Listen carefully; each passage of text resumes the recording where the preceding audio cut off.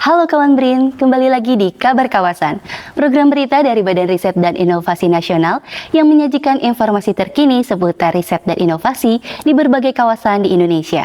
Bersama saya Rati Dewi Tias akan menemani Anda beberapa menit ke depan.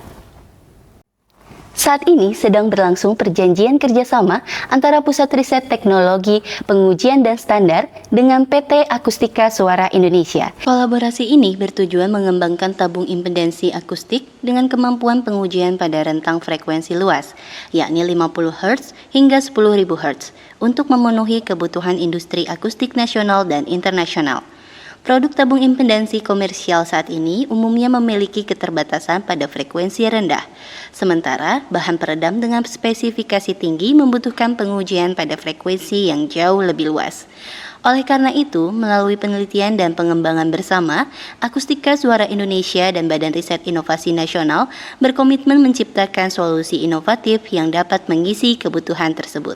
Teguh Mutaki selaku Kepala Pusat Riset Teknologi Pengujian dan Standar menjelaskan kontribusi BRIN dalam perjanjian kerjasama dengan PT Akustika Suara Indonesia. Kita simak penjelasannya. Di dalam kerjasama ini nantinya kami akan mendukung penuh sebagai bagian dari upaya untuk menumbuhkan hilirisasi industri, terutama menjaga bagaimana industri kita berdaya saing yang lebih tinggi.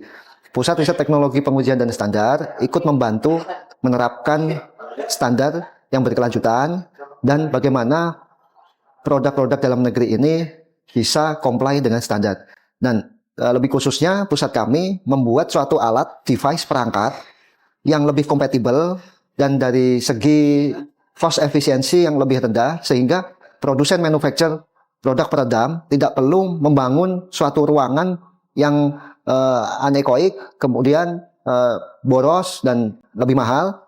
Nah, riset kami memberikan satu kebaruan, membuat satu tabung impedansi yang dapat dilakukan untuk menguji produk peredam suara. Sehingga harapan kami nantinya produk-produk peredam akustik yang ada di Indonesia, yang salah satu produk yang diinisiasi oleh PT Akustika Suara Indonesia, Waveboard, itu dapat lebih berdaya saing dan lebih tertelusur kualitas maupun kemampuan dalam menyerap noise di lingkungan sekitar.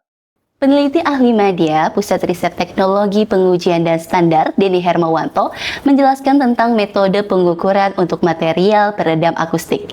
Kita simak beritanya.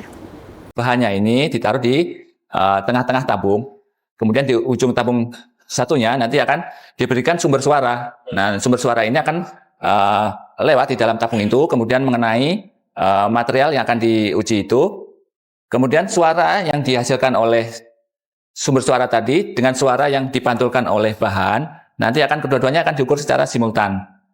Nah, nanti dari suara yang terukur ini kemudian akan dihitung seberapa besar perbedaan antara suara yang dari sumber dan suara yang dipantulkan oleh material.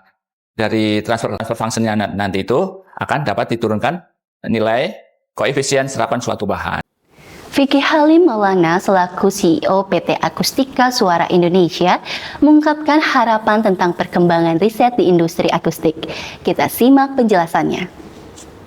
Kolaborasi atau sinergi yang cukup baik antara industri dengan peneliti sehingga kita bisa menghasilkan produk-produk yang bukan hanya bisa digunakan secara nasional tapi dapat digunakan secara internasional. Selain itu, harapan kita adalah kita dapat menjadi global player di dalam dunia akustik. Demikian liputan Kabar Kawasan kali ini. Saya Rati Dewi Ningtyas mewakili seluruh kerabat kerja yang bertugas pamit undur diri. BRIN TV, TV Riset Zaman Now.